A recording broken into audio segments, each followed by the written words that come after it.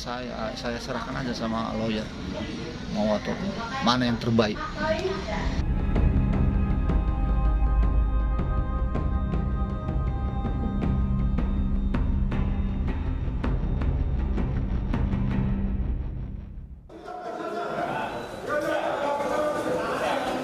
Melalui kuasa hukumnya, keluarga Brigadir Nofriansyah Yosua Huta Barat yang meninggal dalam kasus polisi tembak polisi di rumah dinas Kadif Propam Polri Irjen Verdi Sambo melaporkan dugaan pembunuhan berencana, pembunuhan dan penganiayaan berat ke Bareskrim Polri.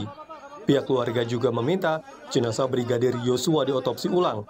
Kemudian daripada itu tidak ada penjelasan Karopenmas bahwa ini ada luka-luka sajam, ada luka memar, ada luka pukulan dan sebagainya. Ternyata kami temukan ini pundaknya ini sudah rusak. Sudah kami meminta supaya dilakukan visum et repertum ulang dan otopsi ulang. Polisi menyatakan akan menyampaikan hasil otopsi awal kepada pihak keluarga Brigadir Yosua. Namun, polisi mempersilahkan kuasa hukum keluarga Brigadir Yosua jika ingin mengajukan ekshumasi dan otopsi ulang. Dari pihak pengacara, apabila mau mengajukan ekshumasi, dari penyidik terbuka, ini sesuai dengan komitmen Bapak Kapolri, bahwa proses penyidikan ini akan dilakukan seterbuka mungkin, setransparan mungkin, dan tentunya proses penyidikan harus memenuhi kaidah-kaidah scientific crime investigation. Meski Irjen Verdi Sambo telah dinonaktifkan dari jabatannya sebagai Kadif Propam Polri, sejumlah kejanggalan atas tewasnya Brigadir Yosua Huta Barat masih mengemuka. Polri wajib menjawabnya dengan penyidikan ilmiah. Tim Liputan Kompas TV. Polisi berniat menyampaikan hasil otopsi awal kematian Brigadir Yosua Huta Barat kepada keluarga. Namun, kuasa hukum keluarga meminta ekshumasi dan otopsi ulang. Apakah otopsi ulang akan menjawab kejanggalan-kejanggalan yang muncul dalam kasus polisi tembak polisi di rumah Kadif Propam Polri? Kami membahasnya bersama peneliti bidang kepolisian dari Institute for Security and Strategic Studies, Bambang Rukminto, dan Kepala Instalasi Forensik dan Pemulasaraan Jenazah RSUP Haji Adam Malik Medan, Dokter Spesialis Forensik Nasib Mangoloy Situmorang. Selamat sore, Bapak-Bapak. Selamat sore, Cindy. Selamat sore, Mbak Cindy. Terima kasih sudah bergabung bersama kami di Kompas Petang, Bapak-Bapak. Pak Bambang, soal otopsi yang kemudian dipermasalahkan oleh keluarga Brigadir Yosua sampai ingin melakukan atau otopsi ulang. Sebenarnya bagaimana otopsi ini bisa membuka sebuah fakta-fakta dari peristiwa yang terjadi? Saya rasa otopsi ulang ini adalah hak dari keluarga ya, karena keluarga merasa bahwa ada kejanggalan-kejanggalan terkait penyebab kematian dari Brigadir Joshua. Ya. Dengan otopsi ulang ini harapannya memang akan membuka takbir apa yang menyebabkan menjadi penyebab kematian. Apakah benar karena luka tembaknya itu dari mana, berapa peluru, atau kemudian ada penyebab-penyebab lain, misalnya terkena benturan keras atau benturan keras benda lain atau penyebab-penyebab lain gitu. Kawan-kawan kedokteran tentunya mempunyai perangkat untuk menganalisa itu semua gitu. Tapi yang pasti ini adalah hak dari keluarga. Yang terpenting sebenarnya yang menjadi problem awal itu adalah kepercayaan keluarga kepada kepolisian, karena ada kejanggalan-kejanggalan selama ini yang dirasakan gitu loh. Makanya otopsi ulang ini harapannya juga bisa mengembalikan kepercayaan masyarakat kepada kepolisian. Makanya siapa tim yang ditunjuk ini juga harus benar-benar transparan dan bisa akuntabel dalam melaksanakan tugasnya untuk melakukan otopsi atau visum repertum tadi. Menjadi faktor penting ya Pak, satu faktor penting untuk membuka apa yang sebenarnya terjadi pada peristiwa yang kalau dalam hal ini adalah ketika polisi tembak polisi di rumah Kadif Propam. Dokter Nasib, kalau kita melihat dari otopsi, apa sebenarnya yang bisa didapatkan dari otopsi? Karena ada otopsi ulang, apa kelemahan ketika dilakukan otopsi ulang dan apa kelebihannya? Ya, kalau otopsi ulang itu nantinya kelemahannya adalah namanya jenazah sudah dipotong-potong dan dikebumikan kembali dan sudah terjadi proses pembusukan, maka akan sulit untuk mendapatkan luka-luka itu apakah berapa lama nantinya terus luka itu prosesnya bagaimana itu sudah akan sulit karena sudah terjadi proses pembusukan. Karena jenazah itu kan semakin lama dikebumikan akan terjadi pembusukan, akan sulit untuk menentukan proses terjadinya mekanisme. Tapi kalau dari awal jenazah itu fresh jenazah masih bagus, dia diotopsi maka mungkin akan dapat tanda-tanda kekerasan yang didapat di dalam tubuh jenazah. Jadi autopsi ulang itu atau ekshumasi itu akan menjadi sulit untuk mendapatkannya karena sudah dibedel-bedel jenazahnya di dalam. Nanti setelah dibuka pun nanti organ di dalam kan mungkin sudah diotopsi, sudah dilihat itu, sudah diproses dan sudah dipotong-potong sehingga untuk mendapatkan yang murni lagi itu sudah sulit sepertinya. Oke, karena ini kan sudah 11 hari ya, Dokter Nasib. Ini sudah 11 hari sejak peristiwa itu terjadi. Kesulitan itu akan semakin banyak karena kan kejanggalannya karena dari luka sayat yang diduga, kemudian ada luka lebam, ada luka-luka lain di bagian tubuh. Apakah itu akan menjadi sangat sulit untuk menguak apa yang terjadi atau apa betul ada kejanggalan di sana? Ya, itu sangat sulit. Nah, tergantung nanti jenazah ini, apakah jenazah ini dilakukan pengawetan sebelumnya atau formalin atau sudah diawetkan. Nah, kalau sudah diawetkan itu berapa lama tahannya pengawetan itu. Nanti kalau contohnya ini 11 hari, apalagi 11 hari. Nah, mungkin sudah terjadi proses pembusukan lanjut, maka untuk mendapatkan luka itu prosesnya itu sudah akan sulit ditemukan karena sudah terjadi pembusukan. Oke. Jadi pendugaannya tidak bisa lagi didapat. Baik, itu ada kesulitan karena sudah 11 hari dari kejadian itu terjadi sampai nanti akan dilakukan otopsi ulang. Nah, Pak Bambang, bagaimana otopsi ini bisa menjelaskan dari konstruksi perkara dalam rangkaian kejadian yang dilaporkan sebagai dugaan pembunuhan berencana, ada pembunuhan dan penganiayaan berat. Di mana otopsi atau hasil otopsi ini bisa memperkuat dugaan itu? Kalau sejak awal otopsi itu sudah dibeberkan kepada keluarga atau kepada publik, tentunya kejanggalan-kejanggalan yang dirasakan masyarakat itu bisa diminimalisir ya.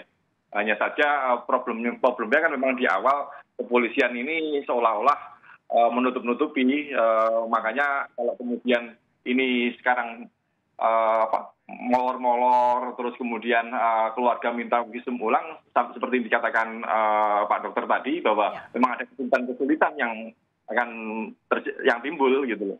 Makanya yang bisa menjadi pembanding sebenarnya adalah visum yang pertama kali dilakukan oleh kepolisian, dan sampai sekarang kan juga belum dibuka itu kepada keluarga gitu.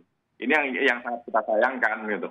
Yang selama ini dikemukakan di media nyaris hanya pernyataan-pernyataan saja, tapi belum ada bukti otentik hasil dari visum tersebut gitu. Jadi ini harus diserahkan kepada keluarga apa hasil otopsi dari polisi supaya tidak menimbulkan kembali curiga dan juga tanda tanya, begitu Pak Bambang? Betul. Karena problemnya adalah kepercayaan kepada kepolisian gitu. Untuk membangun public trust ini ya semuanya harus transparan. Semangat Kapolri membentuk tim khusus, terus kemudian semua seperti disampaikan oleh Karopenmas atau Kadifhumas tadi, bahwa transparansi itu penting gitu. Makanya jangan ada lagi yang ditutup-tutupi gitu. Sampai sekarang pun yang kita rasakan bukan hanya sekedar otopsi, tersangka pun juga belum pernah ditampilkan kepada publik gitu. Oke, Dokter Nasib. Juga gitu. Ya, Dokter Nasib, yang dipertanyakan oleh keluarga Brigadir Yosua adalah ketika disebutkan ada luka tembak, tapi ditemukan justru ada luka sayatan, kemudian ada luka lebam. Berdasarkan pengalaman Anda, apakah luka tembak bisa menyebabkan luka seperti sayatan atau luka seperti lebam selain luka tembak? Bisa saja terjadi luka sayatan ataupun luka tembak itu karena proses, contoh kita bilang dia ditembak ternyata jatuh di dekat benda yang ada tajam di situ, mungkin terjadi. Tapi yang paling penting dari luka itu adalah seperti saya mengikuti perkembangan dari kasus ini adalah kalau ada luka sayatan, ada luka tembak, maka dia harus lihat dulu apakah memang luka-luka itu antemortem atau postmortem. Artinya? Artinya apakah luka yang didapat itu setelah dia mati atau masih hidup dia dapat. Jadi untuk menjawab itu kan harusnya dari visum yang pertama, autopsi yang pertama itu mungkin sudah dapat. Apa bedanya, dari lukanya. Dokter Nasib, kalau itu didapatkan sebelum meninggal atau sesudah meninggal? Apa perbedaan dan juga makna dari hasil otopsi jika diketahui perbedaan itu? Nah, kalau contohnya luka itu didapatnya setelah dia meninggal, maka mungkin saja setelah meninggal baru dilakukan penganiayaan. Oke. Tapi kalau dia sebelum meninggal, dia dianiaya baru ditembak meninggal, maka luka itu dapat nanti bahwa itu adalah antemortem sebelum dia meninggal. Jadi hasil autopsi ini kan belum seperti yang dikatakan oleh Pak Bambang tadi, yaitu belum dapat informasi yang jelasnya, sehingga untuk mendapatkan itu semuanya akan terangkum nanti di dalam hasil otopsi itu. Nah, luka saya dikatakannya boleh saja terjadi ditembak. Nah, ketika dia terjatuh ada benda yang tajam di situ. Bisa saja terjadi. Nah, kita kan tidak tahu di TKP bagaimana prosesnya. Tapi kalau dia sudah meninggal ditembak ada benda tajam, maka ada antemortem atau postmortem dia nanti dilihat. Jadi dari luka itu sudah tertuang nanti di dalam kesimpulan di hasil otopsi nanti.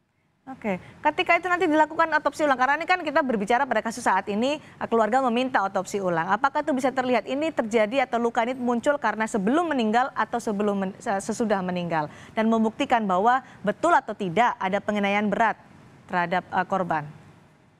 Nah, seperti yang saya katakan tadi, bisa didapat kalau nanti pengawetannya itu formalin jenazah itu memang masih kuat. Tapi kalau sudah 11 hari dia kan sudah proses pembusukan.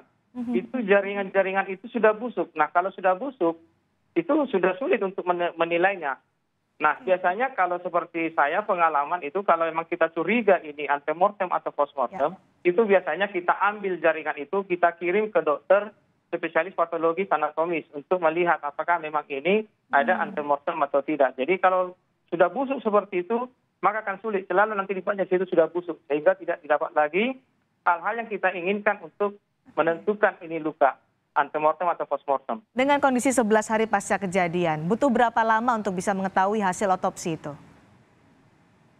Hasil otopsi yang mana, Mbak? Hasil otopsi ulang, karena tadi kan diminta oleh otopsi ulang, sementara Dr. Nasib tadi menyatakan ada proses yang harus dilalui, proses yang lebih panjang. Jadi kita bisa mengetahui hasil dari otopsi ulang itu kira-kira butuh waktu berapa lama? Nah, nanti kan namanya juga yang sudah busuk, itu kan kita nanti di otopsi, ekshumasi itu dikeluarkan jenazahnya, kita kerjakan di situ, di otopsi di tempat pemakaman, baru hal-hal yang perlu yang mau kita ambil nanti jaringannya untuk pemeriksaan mikroskopis itu kita ambil, baru tergantung kepada pemeriksaan mikroskopisnya itu, biasanya sih itu 1 minggu sudah selesai hasilnya. 1 pekan ya? Iya. Oke. Pak Bambang, jika dilakukan otopsi ulang, lembaga mana yang bisa mengotopsi secara independen? Saya kira ada beberapa lembaga kedokteran yang independen ya, perguruan tinggi yang memiliki rumah sakit dan fakultas kedokteran sepertinya juga mampu untuk melakukan itu semua gitu. Itu yang mungkin independensi dari lembaga akademis ini mungkin bisa lebih dipercaya daripada lembaga yang ditunjuk oleh kepolisian gitu. Oke, dan itu menjadi kewenangan keluarga untuk bisa mengajukan pihak-pihak atau lembaga mana yang bisa melakukan otopsi ulang, begitu? Ya, hak keluarga, karena kalau nanti kepolisian memaksakan, malah yang muncul adalah distrust. Lagi-lagi ketidakpercayaan gitu. Apapun hasilnya, karena selama ini kejanggalan itu saya lihat kan dari kepolisian sendiri. Kalau kemudian kepolisian memaksakan kehendak untuk menunjuk suatu lembaga, bayangan saya akan menyulitkan keputusan sendiri.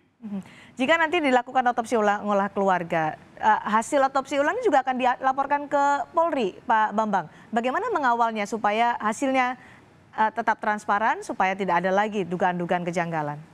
Tentunya akan demikian, dan kepolisian karena ini memang karena kasus pembunuhan, kepolisian juga berhak untuk masuk dalam untuk mengawasi bagaimana proses itu. Yang terpenting adalah jangan sampai kepolisian ini melakukan intervensi pada hasil visum itu nanti. Baik, jadi nanti pasti dikawal untuk bagaimana hasil dari otopsi ulang yang diajukan oleh keluarga supaya hasilnya transparan, akuntabel dan tidak menimbulkan kecurigaan. Terima kasih Pak Bambang Rukminto, terima kasih juga Dr. Nasib sudah bergabung bersama kami di Kompas Petang hari ini. Terima kasih.